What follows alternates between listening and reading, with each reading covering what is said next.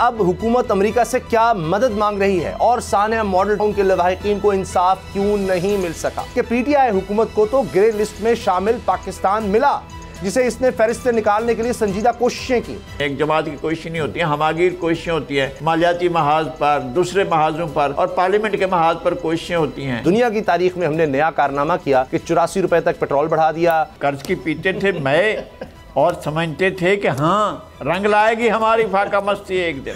लाहौर में model town हो गया, कोई नोटिस नहीं। उनको इंसाफ देने की आप बात कर रहे हैं। मैं आपसे एक नाम पूछता हूं, आपने उसका नाम का अभी तक जिक्र नहीं किया। ताहिरुल पादरी, वो कनाडा में बैठ करके दुनियावी जन्नत एंजॉय कर रहा है। उससे पूछो मामे तू इंसाफ लेने के लिए कनाडा में बैठेगा? सब्सक्राइब करें और बेल दबाएं ताकि कोई खबर रह न जाए। अब पता चला। बिस्मिल्लाहिर्रहमानिर्रहीम, अस्सलाम वालेकुम। मैं हूं मोहम्मद उसामा गाजी और आप देख रहे हैं अब पता चला। आज के प्रोग्राम में बात होगी FATF ग्रे लिस्ट से निकलने के लिए मामले पर। देखेंगे कि अब हुकूमत अमेरिका से क्या मदद मांग रही है और सानिया मॉडल टाउन के लवाहिकीन को इंसाफ क्यों नहीं मिल सका। उड़ती उड़ती खबर यह है कि पाकिस्तान को FATF की ग्रे लिस्ट से निकाल दिया गया है, लेकिन हकीकत यह है कि अब तक इसका कोई बाकायदा ऐलान नहीं हुआ। आज शाम इस हवाले से अहम इजलास जर्मनी के शहर बर्लिन में हो रहा है, जिसको लेकर पाकिस्तान पर उम्मीद है कि इसका नाम ग्रे लिस्ट से निकाल दिया जाएगा। फैसला क्या आता है, इससे कतई नज़र सियासी मैदान में इसका क्रेडिट लेने की दौड़ शुरू हो गई है।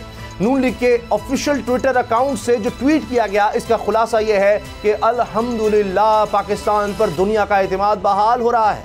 साबिका हुकूमत की वजह से पाकिस्तान सिफारती तन्हाई का शिकार हुआ और इसकी वजह से इस इक़्तिसादी पाबंदियों का सामना करना पड़ा। अब दुनिया से फिर पाकिस्तान के साथ ताल्लुकात सवार करने पर रजामंद हो चुकी है दुनिया, लेकिन फिर किसी समझदार ने बताया तो खामोशी से ये ट्वीट डिलीट कर दिया गया।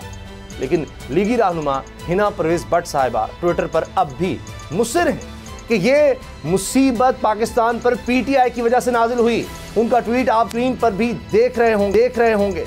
मैं इस हवाले से कुछ हकायक आपके सामने रखना चाहता हूं ताकि पता चल सके कि किसकी अक्ल पर मातम करना चाहिए। ज्यादा दूर नहीं जाते, 2018 से ही शुरू कर लेते हैं, जब नून लीग की हुकूमत अपनी मुद्दत पूरी करके गई थी। 28 जून को निगरान हुकूमत के दौर में FATF ने पाकिस्तान को ग्रे लिस्ट में डाल दिया। इसलिए यह कहना कि PTI हुकूमत ने पाकिस्तान को ग्रे लिस्ट में धकेला किसी तौर दुरुस्त नहीं, बल्कि PTI हुकूमत को तो ग्रे लिस्ट में शामिल पाकिस्तान मिला जिसे इसने फहरिस्त से निकालने के लिए संजीदा कोशिशें की। 27 में से 26 नुकात पर अमल दरामद कर लिया गया तो FATF की तरफ से मजीद 6 नुकात बढ़ा दिए गए। इनमें से भी 4 नुकात पर अमल को यकीनी PTI की हुकूमत ने बनाया, जबकि दूसरी तरफ PDM जमातें इस हवाले से होने वाली कानून साजी की खुलकर मुखालफत करती रहीं। 16 सितंबर 2020 को जब एंटी मनी लॉन्ड्रिंग बिल पेश किया गया तो पार्लियामेंट में उस वक्त की अपोजिशन जमातों ने शदीद हंगामा राई की और फिर ऐवान से वॉकआउट कर गई। वॉकआउट करने वालों में मौजूदा वज़ीर ममलकत हिना रब्बानी खैर भी शामिल थीं, जो अब जर्मनी में FATF इजलास में शिरकत कर रही हैं। बकौल PTI क़यादत के ये लोग FATF बिल्स की मंजूरी के बदले NRO चाहते थे। इनकार पर इस बिल की राह में रोड़े अटकाए गए, लेकिन हुकूमत इसे मुश्तरका इजलास से मंजूर कराने में कामयाब हो गई। अगर पाकिस्तान की जान इस ग्रे लिस्ट से छूटती है तो इसका क्रेडिट इमरान खान को जाता है, PTI की हुकूमत को जाता है। मुत्तहिदा हुकूमत जो मर्जी कहे, पब्लिक सब जानती है। महंगाई खत्म करने के दावे किसने किए और हुकूमत में आकर महंगाई किसने बढ़ाई, यह भी अवाम को पता है। एक और मामला सानिया मॉडल टाउन का है, जिसकी आज 8वीं बरसी है। सितम देखिए कि 8 साल गुजरने के बावजूद कातिल आज़ाद हैं, तहकीकात लापता हैं और लवाहिकीन अब भी इंसाफ के मुंतज़िर हैं।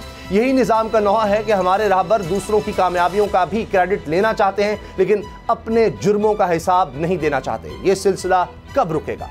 बात करते हैं FATF की उम्मीदें बहुत हैं। यहाँ पाकिस्तान के लिए क्या फ़ैसला आएगा, यहीं से आगाज़ करते हैं। नज़ीर लगारी साहब और नूर आरिफीन मेरे साथ हैं। लगारी साहब, अब क्रेडिट की दौड़ है, ये अल्लाह करे कि पाकिस्तान ये FATF की ग्रे लिस्ट से निकल आए, क्योंकि फिर पाकिस्तान के लिए आलमी मालियाती इदारों से मामलात या इन्वेस्टमेंट और दीगर रेटिंग मामलात वो निस्बतन बहुत आसान हो जाएंगे। तो किसको क्रेडिट देना चाहिए, या ये क्रेडिट की दौड़ में जो लग गए हैं, आप इस पर क्या कहेंगे? एक तो ये कि पाकिस्तान इस ग्रे लिस्ट से निकल रहा है, खदशात ये भी रहे हैं कि पाकिस्तान को ब्लैक लिस्ट में डाल दिया जाए। शुक्र है कि हम ब्लैक लिस्ट में नहीं गए, और जाहिर है कि इसके अंदर एक मुसलसल कोशिश के ज़रिए ये बाहर आ रहा है। ऐसा नहीं अचानक को मुआवजा हुआ है और अचानक उनको ख्याल आ गया है कि जी अब इनको ग्रे लिस्ट से निकाल देना चाहिए और वो शकूक व शुबात के बादल जो है मुरलाए रहते रहने चाहिए। तो अब उस सूरत हाल से हम बाहर आ गए हैं और ये क्रेडिट पाकिस्तान का है। जो पाकिस्तान के अंदर जिस तरह का सिस्टम है उसकी वजह से ये ग्रे लिस्ट में गया था और अब उसकी वजह से और उसकी कोशिशों से, और इसमें एक फ़र्द की कोशिशें नहीं होती हैं, एक जमात की कोशिशें नहीं होती हैं, हमागीर कोशिशें होती हैं। मालियाती महाज पर, दूसरे महाजों पर कोशिशें हो रही होती हैं और पार्लियामेंट के महाज पर कोशिशें होती हैं, सियासी कोशिशें होती हैं और आप इस नतीजे पर पहुँचे हैं। लेकिन अगर ये कहा जाए कि जनाब ये इत्तेहादी हुकूमत की क्रेडिट है तो दुरुस्त नहीं होगा, और अगर ये कहा जाए कि अकेले इमरान खान साहब का ये क्रेडिट है तो भी दुरुस्त नहीं होगा। ये पाकिस्तान की कामयाबी है अगर हम ये आज तक ये फैसला सामने आ जाता है और हम ग्रे लिस्ट से निकल जाते हैं तो पाकिस्तान निकल रहा है और ये पाकिस्तान के लिए अच्छी खबर है, पाकिस्तान के अवाम के लिए अच्छी खबर है। इसको क्रेडिट और डिस्क्रेडिट का मसला नहीं बनाना चाहिए। हाँ, ये डिस्क्रेडिट का मसला उस वक्त बना था जब ये पाकिस्तान इस लिस्ट में चला गया था और उस वक्त यकीनन ना तो PTI की हुकूमत थी, उसका तसलसल पिछली हुकूमत की थी जिसमें जाकर एक निगरान सेटअप में जाकर ये फैसला हुआ था। तो हमें इस क्रेडिट डिस्क्रेडिट के चक्कर में नहीं पड़ना है। पाकिस्तान इससे निकल रहा है, ये बहुत अच्छी बात है और हमें आगे फॉरवर्ड लुकिंग होनी चाहिए, हमें आगे की तरफ देखना चाहिए। अब ये हो नहीं सकता है ना कि हम उठाएं कि जनाब एक तमगा जनाब इमरान खान साहब को दे दें और एक तमगा जनाब शहबाज शरीफ साहब को दे दें, ऐसा नहीं हो सकता है। पाकिस्तान ने कोशिशें की, पाकिस्तान के मुख्तलिफ इदारों ने कोशिशें की और हम निकल गए इस सूरत हाल से। अच्छा आरिफीन, वो जिस तरह मुनीर नियाज़ी साहब ने कहा था देर कर देता हूँ मैं, ये हुकूमत कहीं जल्दी तो नहीं कर देती? जिस तरह ऐलान करना हो लोड शेडिंग के ख़ात्मे का तो जल्दी कर देते हैं। अभी ये खुद इनके ऑफिशियल ट्विटर हैंडल से कि जनाब ये हमारी काविशों से ये होने जा रहा है, इतने दौरे किए गए टीम की तरफ से, यानी ये पुराने पाकिस्तान की टीम की तरफ से। तो अगर माजी से सीख कर ही हम आगे बढ़ सकते हैं तो फिर ये लोग तो फैटफ के इजलास का बाइकआउट करते रहे, एहतजाज करते रहे कानून साजी का, तो उस वक्त क्या था? अच्छा, इस बात को मैं चैलेंज नहीं कर सकता जो बात आप फैटफ के इजलास के हवाले से कह रहे हैं, लेकिन ये बात इतनी ग्लोरीफाई करने के लायक भी नहीं है जितना आपने फरमाया। जैसा लगारी साहब ने अभी कहा कि इस पे क्रेडिट पाकिस्तान का बनता है और ये मकाम सद शुक्र है या मकाम सद हज़ार शुक्र होना चाहिए। इस पे सरबसजूद होकर के और हमें आगे की तरफ देखना होगा, मेरा भी यही मानना है। अगर मैं FIR फाड़ने बैठूँ कि ये हुआ किसकी वजह से था, देखिए बहुत सारे मामलात हैं। आज आप बैंक में 5 लाख रुपए लेकर के जाइए, बताइए कि ये आप ही के अकाउंट में आप 5 लाख रुपए जमा करवा रहे हैं, आपको 2-4 लोग घेर लेंगे और आपसे आपकी इंक्वायरी शुरू हो जाएगी कि आप कौन हैं, ये 5 लाख रुपए आप कहाँ से लेकर के आए।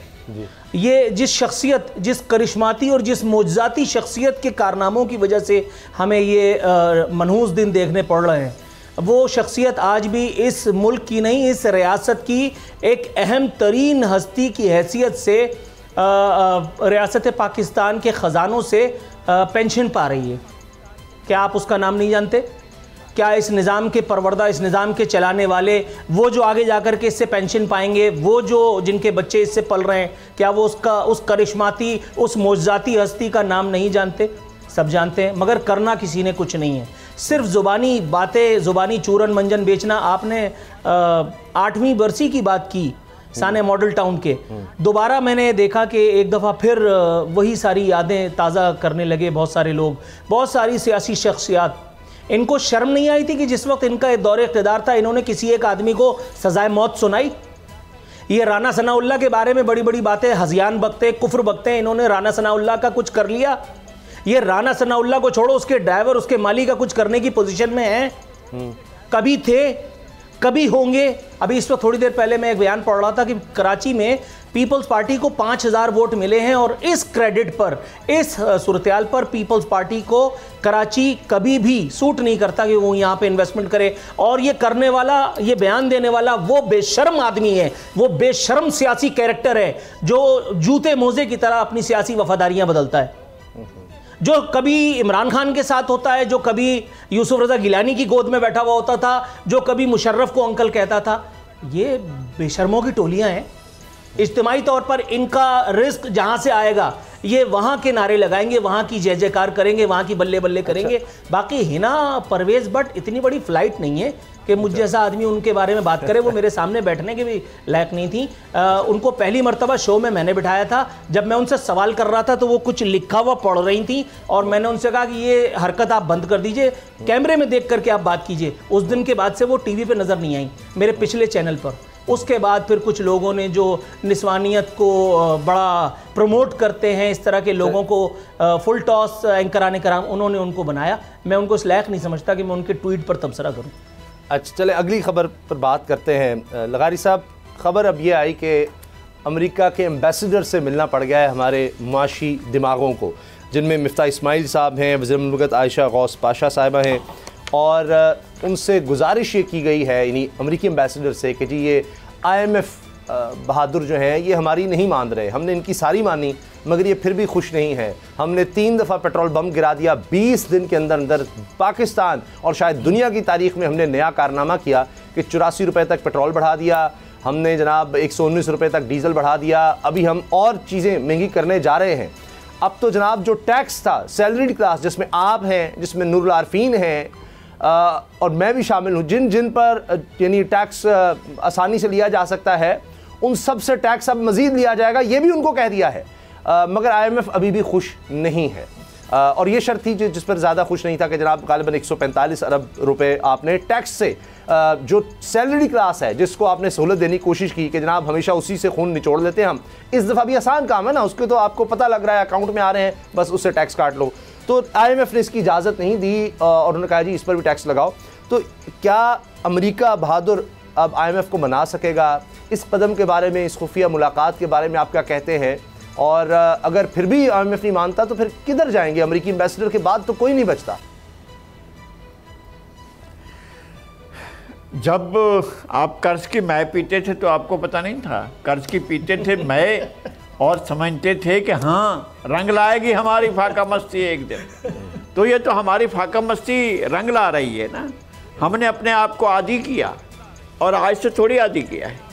हम पहले दिन से, अमेरिका ने मीर लायक अली को कहा था कि हम आपको कुछ नहीं दे सकते, आप इमदाद लेने आए, इतना दौरा करके हम आपको कुछ पंखे दे देते हैं, आप स्कूलों में जाकर लगाइएगा। ये आपके पहले जो यहाँ से गए थे उनको जाकर आपके जो पहला वफ्द गया था पाकिस्तान का, क़ायद आज़म की ज़िंदगी में गया था, उसको अमेरिका ने ये कहा था।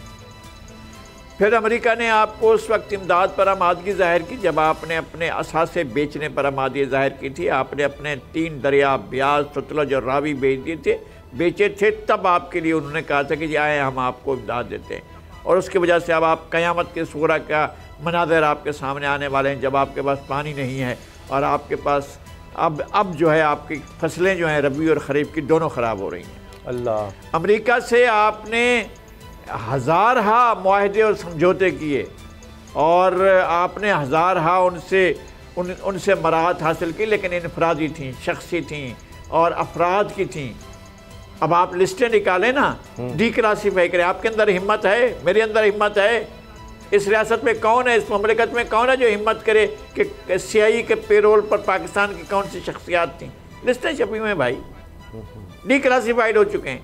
आप पाकिस्तान में रीप्रिंट कर सकते हैं, आप ले सकते हैं उन लोगों के नाम जो आज से 50 साल पहले फौत हो चुके हैं, उनके नाम ले सकते हैं आप, जो 55 साल पहले फौत हो चुके हैं और पाकिस्तान की कीमत ये वसूल करते थे कि आला तरीन ओहदों पर होते हुए अमेरिका से तनख्वाह लेते थे, आप उनके नाम ले सकते हैं।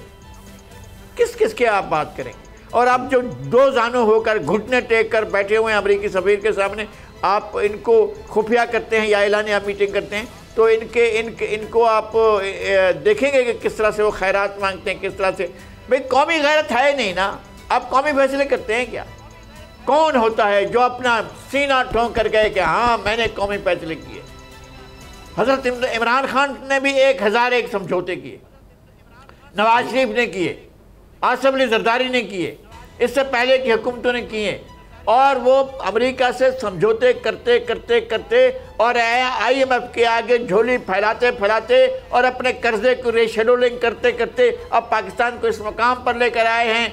अब आपके सामने बका का सवाल है तारीख़ी बका, जोग्राफियाई बका, सियासी बका, खुद मुख्तारी की बका, आपकी मुआशी बका, आपकी हर चीज़ इस वक्त स्टेक पर है, दाव पर लगी हुई है, और आपकी अपनी बका दाव पर लगी हुई है। हम अब भी तमाशा देख रहे हैं, और इधर के लोग उधर गोलियां चला रहे हैं, उधर के लोग उधर गोलियां चला रहे हैं, और एक दूसरे के मद्दे मुकाबल लेकर ड्रिल खेलने के इंतज़ार में है कि पहले गोली कौन मारेगा और पहले कौन मरेगा, और पहले कौन अपने आप को वो कुर्बान करेगा। इस मुल्क के लिए मैं पिछले कई अरसे से कह रहा हूँ कि खुदा के वास्ते पाकिस्तान की तरफ देखो, अपनी अपनी ज़ात पर, अपनी सियासत पर, अपने ओहदों, अपने मनसब, अपनी तरफ नहीं देखो, इस मुल्क की तरफ देखो, और कोई नहीं देख रहा है। अच्छा, हमारे पास अल्लाह ना करे कि कभी सदमात हों, लेकिन हमें सदमात नज़र आ रहे हैं। अमेरिका के पास जाकर झोली फैलाएं, आप अपनी कौम के आगे, अपने वसाइल के आगे, अपने आप का जो हुस्न है उसके आगे झोली फैलाएं। आप अपने आप को कुछ नहीं करते हैं, आप जाकर झोली फैला कर बैठ जाते। $1 अरब का सवाल है बाबा। बांग्लादेश के पास $76 अरब हैं, इंडिया के पास $400 अरब हैं, 600। आप जो डिफॉल्ट करने जा रहे हैं, $1 अरब का सवाल है बाबा। मोहतरम जनाब, इंटरनेशनल मॉनेटरी फंड IMF साहब, मेहरबानी कीजिए, अता कीजिए, $1 अरब का सवाल है, हमारा एतमाद बहाल कीजिए। आपका एतमाद बहाल हो जाएगा, फिर आपको कर्जे मिलना शुरू हो जाएंगे जी, फिर वर्ल्ड बैंक और एशियन डेवलपमेंट आपको देखेगा, फिर क्या आपको पेरिस कंसोर्शियम देखेगा, क्या दुनिया के जो डोनर हैं वो आपकी तरफ देखना शुरू कर देंगे। भाई आप 1 अरब IMF के 1 अरब की गारंटी पर खड़े हुए हैं। आपको पता है कि कितने $ट्रिलियन अमेरिका के तमस्सकात, बॉन्ड्स चीन की एक्सचेकर में खजाने में पड़े हुए हैं, और कितना बड़ा मकरूज है अमेरिका खुद चीन का जी। आपको तो चीन ने भी कहा है पहले IMF के पास जाकर हो आइए, फिर हमारे पास भी आ जाइए। यहाँ तो आपकी ये सूरत हाल है। बात दुरुस्त है। अब अजीब कहानी है कि हम $1 अरब की लगारी साहब ने बड़े खूबसूरत तरीके से सारी बात बताई, और उस $1 अरब लेकर ये कि जी हमें अब कर्ज बाकियों से मिल जाएगा। इमरान खान भी यही कहते थे कि मुझे सबसे ज़्यादा शर्म तब आई कि जी दोस्त ममालिक पर जाकर मैं इस तरह से मांग रहा हूँ पैसे। और ये शहबाज शरीफ साहब ने भी कोशिश की, सऊदी अरब भी गए, UAE भी गए, तुर्की भी गए, दीगर जगहों पर भी गए, चीन भी जाना चाहते थे, लेकिन वो बात नहीं बनी। उन्होंने कहा पहले IMF के प्रोग्राम में आओ, फिर हम तुम्हें कुछ देंगे। ये हमारे साथ हुआ। अच्छा, नूर आलफीन, मैं देख रहा था सोशल मीडिया पर बहुत आपका वो क्लिप, और बहुत से हैं, लगारी साहब के भी होते हैं, आपके भी, तो एक क्लिप लोग बहुत शेयर कर रहे थे, मुख्तलिफ लोग। वो एहसन इकबाल साहब ने कह दिया अब चाय का, तो आप तो नाराज़ हो गए। वो उन्होंने तो कहा था शायद चाय की प्याली में तूफ़ान आएगा। उनका चाय शायद पीना छोड़ दें, थोड़ी कुर्बानी मांगें लोगों से। उन्होंने कुर्बानी दी। उसके बाद मैंने देखा कि जी कुछ वीडियोज़ आई कि उनकी कुछ, मेरे ख्याल से ज़्यादा नहीं थी, 5-6 गाड़ियाँ थीं सरकारी उनमें, और वो कुछ 2500 से 3000 सीसी गाड़ियाँ थी सब, और वो ज़ाहिर है पेट्रोल उड़ाती हुई, वही 234 रुपये फ़ी लीटर वाला पेट्रोल, माशाल्लाह वो मेरा ख्याल है 6 किलोमीटर से ज़्यादा ऊपर भी नहीं जाती, वो सारी जा रही थी। तो ऐसे इकबाल साहब कुर्बानी मांग रहे थे, आपने उनको हकीकतों से आगाह कर दिया। अब इसी तरह से मैं देख रहा था मुसद्दिक मलिक साहब, अल मशहूर, जहर खाने के भी पैसे नहीं हैं, वो कह रहे हैं कि जी 2000 रुपये चाहे आप महंगाई का मुकाबला करने के लिए चीज़ों की ख़रीदारी के लिए इस्तेमाल करें, चाहे आप बीमार हैं तो घर में कोई बीमार है उसकी अद्वियात के लिए इस्तेमाल करें, चाहे 2000 रुपये आप किसी बुज़ुर्ग के लिए इस्तेमाल करना चाहते घर में उसके लिए इस्तेमाल करें। तो एक तरफ हमें ये बता रहे हैं कि आप किस तरह से इस मुश्किल से निकल सकते हैं, यानी थोड़ा सा अपने आप को बेल्ट टाइट करें ना, एक रोटी है तो 4 भाई खाएँ। और ख़ुद वो जा रहे हैं अमेरिका के पास, एम्बेसडर को कह रहे हैं कि IMF से कहें कि जनाब हमारी मान लें। आपको लगता है कि इस तरह से अमेरिका आएगा मदद को? क्योंकि देखिए अमेरिका पर भी बोझ है, वो लग रहा है कि जिसको इम्पोर्टेड हुकूमत कहा जाता है, जी रिजीम चेंज आपने करवाया, इस तरह के इल्ज़ाम लग रहे हैं। अमेरिका क्या करेगा इस मामले में? अच्छा, टेक्निकली स्पीकिंग आपको जाना अमेरिका ही के पास था, क्योंकि दुनिया की वाहिद सुपर पावर जो IMF पे भी असरअंदाज हो सकती है वो अमेरिका ही है। आप चीचू की मलियाँ तो जा नहीं सकते, लेकिन मसला मेरा ये नहीं है। मैं उस मौजू पर गुफ्तगू ज़रूर करूँगा जो आपने इस पर मुझे दावत तबर्रा फरमाया है। ये जो गुफ्तगू हो रही है ना एहसन इकबाल, मुसद्दिक मलिक और इन तमाम लोगों की, इंटेलेक्चुअल्स की, ये जैसा कि मैंने पिछले प्रोग्राम्स में भी कहा, ये पहले लोग नहीं हैं जो इक़्तिदार पा करके अपनी हैसियत, अपनी औकात भूल गए हैं, दिमाग इनके ख़राब हो गए हैं, अर्श मोहल्ला पे पहुँच चुके हैं। आप अभी थोड़ी देर पहले लगारी साहब से सुन रहे थे कि $1 अरब के लिए हम लोग क्या क्या कुछ तक्कड़ कर रहे हैं। मैं दिल पे हाथ रख करके आपको ये बताता हूँ कि पूरे पाकिस्तान से हमारे इस अर्ज़ पाकिस्तान से, अवाम पाकिस्तान से मजाक में यहाँ का हर इदारा, मैं पूरी रिस्पॉन्सिबिलिटी से कह रहा हूँ, यहाँ का हर इदारा बाज़ाब्ता तौर पर मुझ समेत हर फर्द इसका जिम्मेदार है। ये 1 अरब डॉलर या 10 अरब डॉलर, मैं आपको चैलेंज करता हूँ, एक हफ्ते के अंदर मैंने पहले भी कहा था, 1 अदद पागल आपके लिए चाहिए, 1 अदद पागल। इस कौम की जो लुटती हुई नैया है ना, वो पार हो जाएगी। इत्तेफाक की बात, किसी ने मुझे मेरा ही क्लिप भेजा और उसके बाद फिर एक ऐसे शख्स का क्लिप भेजा जो एक चैनल पे बैठ करके, जो पहले जरदारी साहब की मुलाजमत कर रहे थे, सेनेटर तक थे, उन्होंने बैठ करके ये बात अपने प्रोग्राम में कही, लेकिन मेरा नाम नहीं लिया। मुझे ज़ाती हैसियत में सदमा हुआ, इसलिए मैं उनको भी लपेटूंगा। अच्छा। पागल वाली बात मैंने कही थी, क्योंकि मुझसे बड़ा पागल कौन है। मैंने कहा था कि पाकिस्तान में 1 अदद पागल की ज़रूरत है जो सबको खुड्डे लाइन लगाए। रात 12 बजे आज की अगर आप बात करें ना, 50-100 आदमी आप मुझे अथॉरिटी दें, मैं इनको पकड़ करके बंद कर देता हूं, और उसके बाद फिर अगर ये पैसे ना दें तो मैं अपना शनाख्ती कार्ड चेंज करने का इख्तियार उसामा गाजी को देता हूं।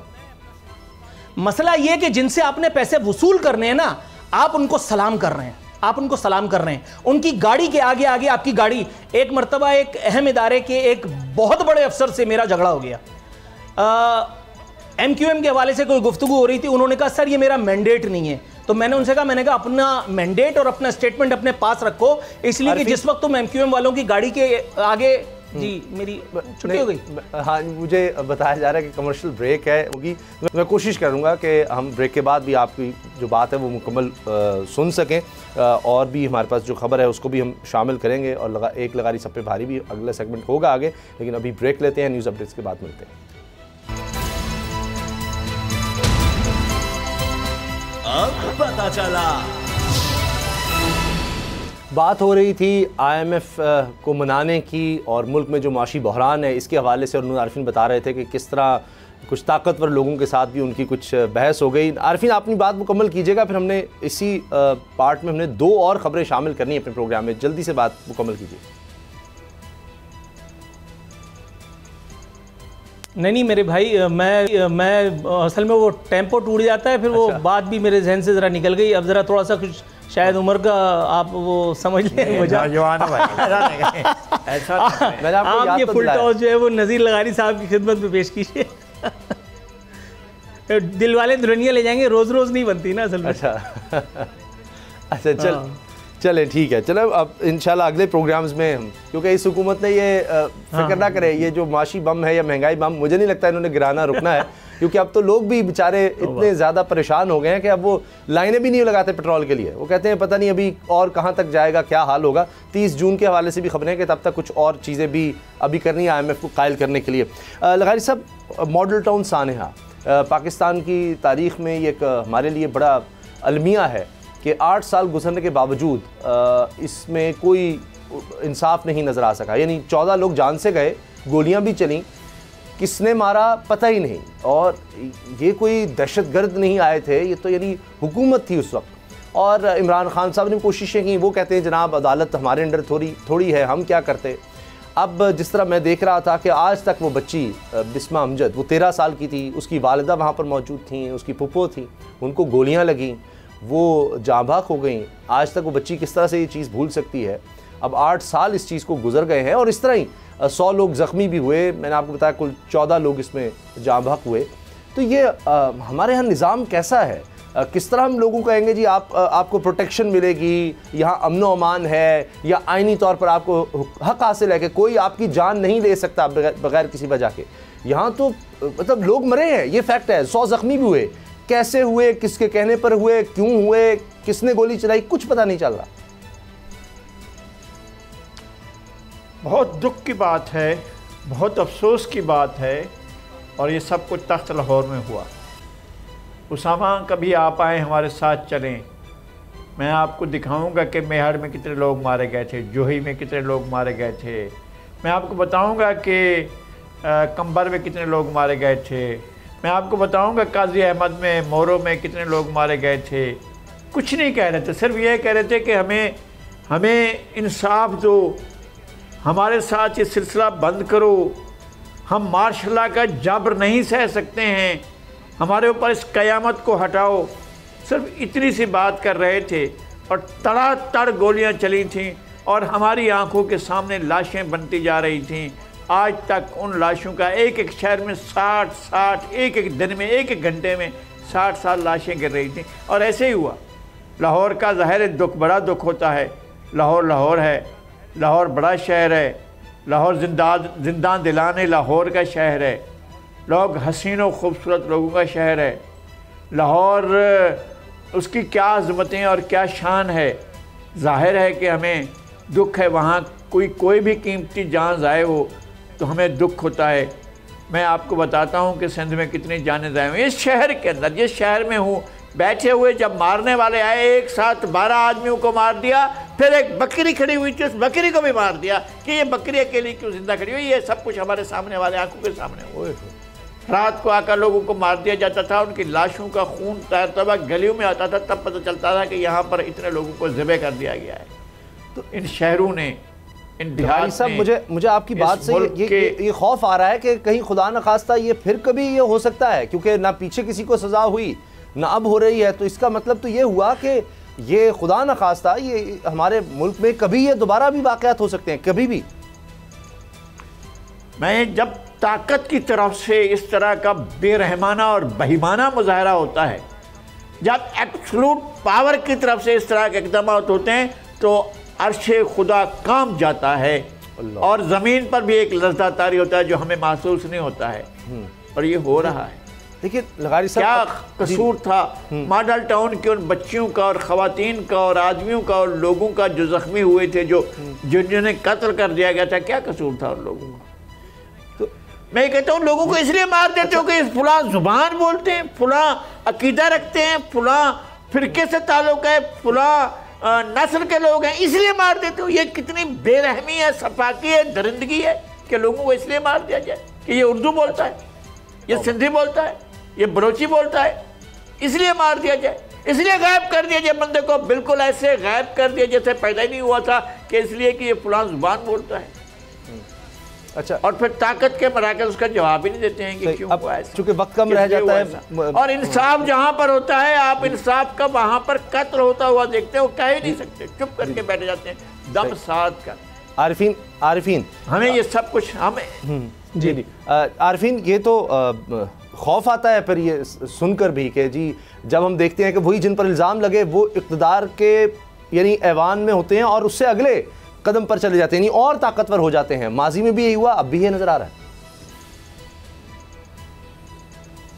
कोई खौफ नहीं आता यार, कोई खौफ नहीं आता। कल मैं कामरान से भी यही कह रहा था, चिल करो। आपसे भी मैं यही कहूँगा, चिल करें, कुछ नहीं होता। अदलिया तो आज़ाद है ना, सुम्मा अल्हम्दुलिल्लाह, वो लेट्स एंजॉय। हमारी इस्टेब्लिशमेंट न्यूट्रल है, ओहो ज़बरदस्त। और मीडिया वो तो मादर पिदर आज़ाद है, उसकी तो आज़ादी, वो तो लिमिटलेस आज़ाद है।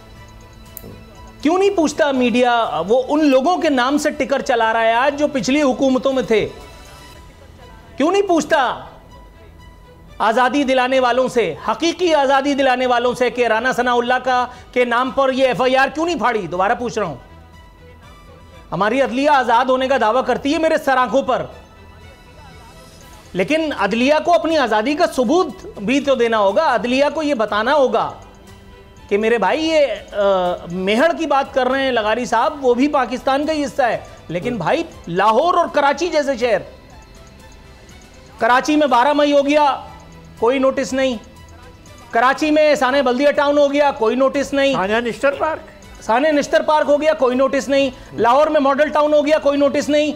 उन लवाहिकीन का, उनको इंसाफ देने की आप बात कर रहे हैं। मैं आपसे एक नाम पूछता हूं, आपने उसका नाम का अभी तक जिक्र नहीं किया, तारुल पादरी।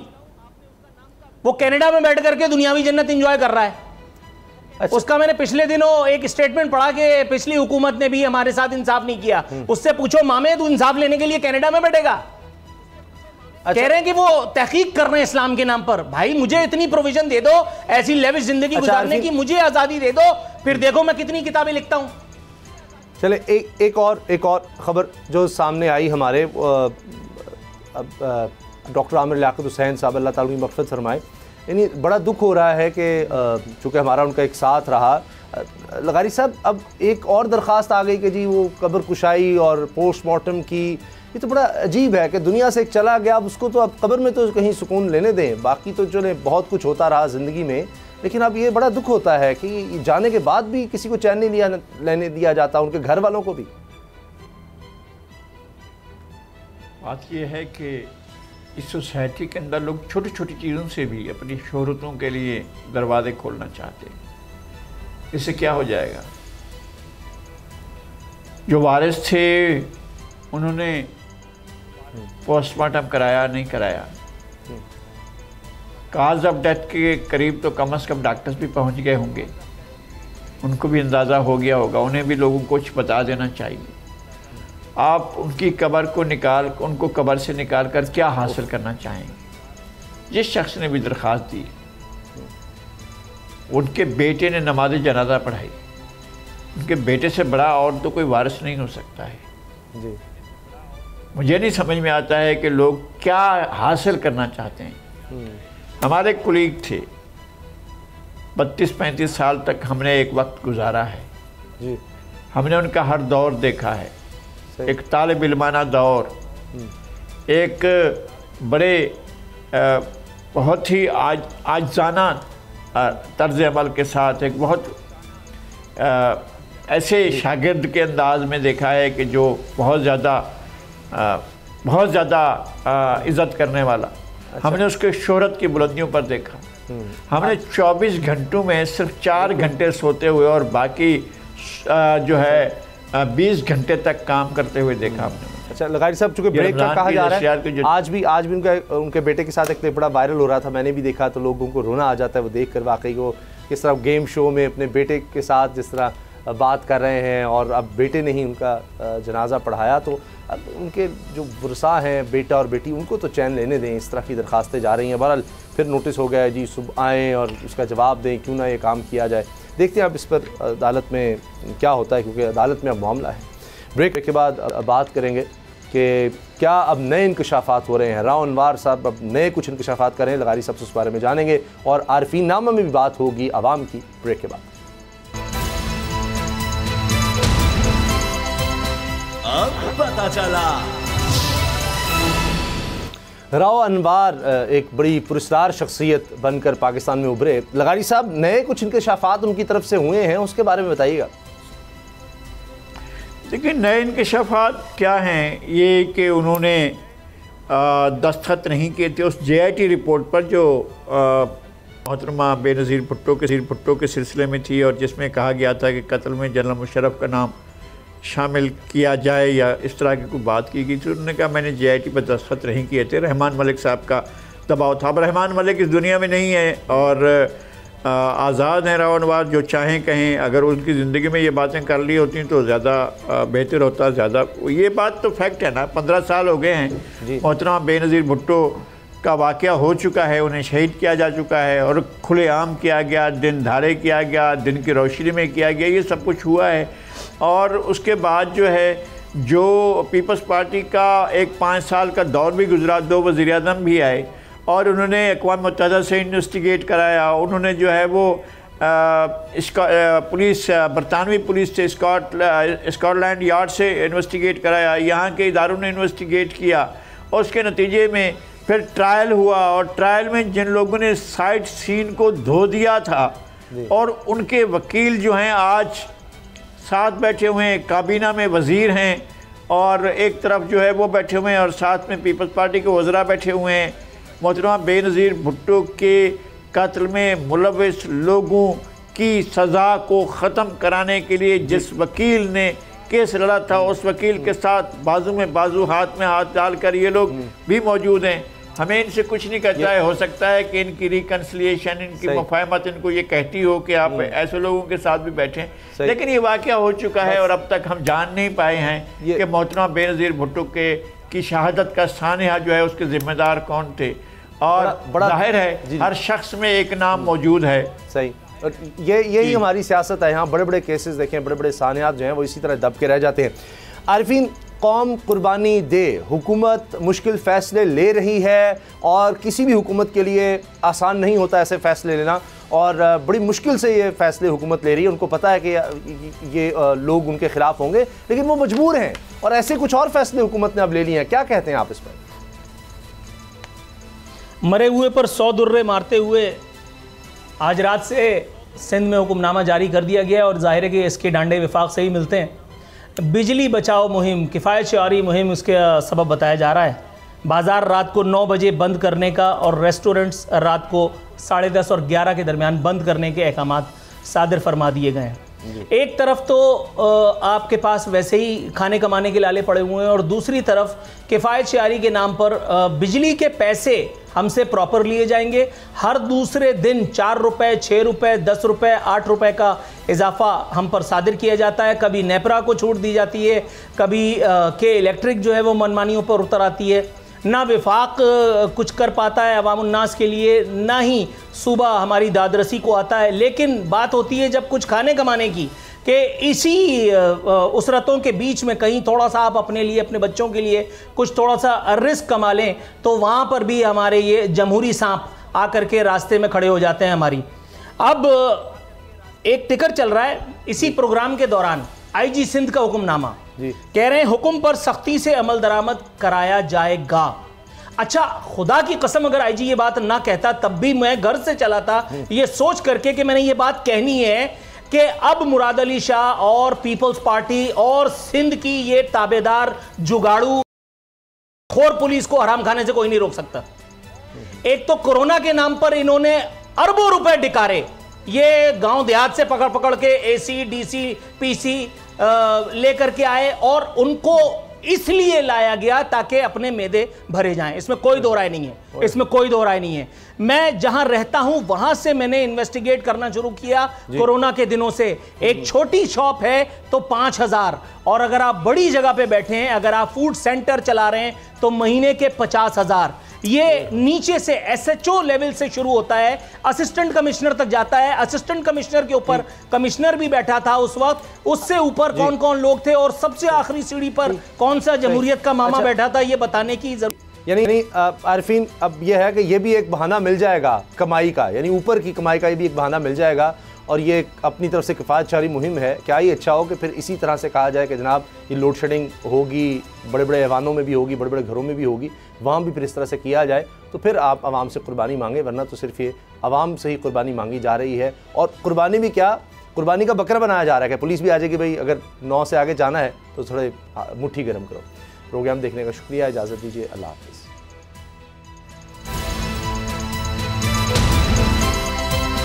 अब पता चला। सब्सक्राइब करें और बेल दबाएं ताकि कोई खबर रह न जाए।